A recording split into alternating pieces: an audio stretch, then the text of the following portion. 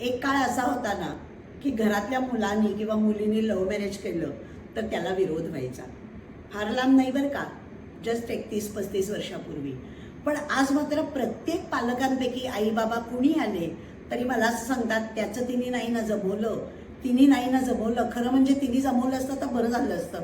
या झंझट जी काही आता चालू आहे त्याच्यामध्ये आम्हाला पडायला नसतं लागलं ना, आमच्या डोक्यावरचं ओझं हे कमी झालं असतं. इतकंच नाही, म्हणजे पालकांना तर वाटतंच, पण मुलामुलींना सुद्धा असं वाटतं की माझं लव्ह मॅरेज व्हायला पाहिजे होतं. प्रत्येक मुलगी येते ती म्हणते, मुलगा येतो ते म्हणते की या मग प्रोसेसमधनं जायचं नव्हतं. पण खरं सांगायचं तरी प्रोसेससुद्धा आपण खूप एन्जॉय करू शकतो. म्हणजे तुम्ही भेटता, इंटरेस्ट पाठवता, मग स्वीकारला जातो, मग तुम्ही भेटता. आणि हल्ली तर मुलगा मुलगी बाहेर भेटतात, त्यात तिथे पालक असतातच असं नाही.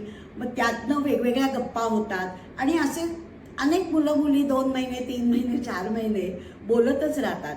म्हणजे खरं तर अरेंज लव्ह स्टोरी असं आपण नाही का म्हणू शकत त्याला. आणि प्रोसेसही एन्जॉय करता येते. सो मला जर एखाद वेळेला लव्ह मॅरेज करायचं असेल आणि या प्रोसेसमधनं जायचं असेल तर खरोखरच अरेंज लव्ह स्टोरी निश्चित होऊ शकते.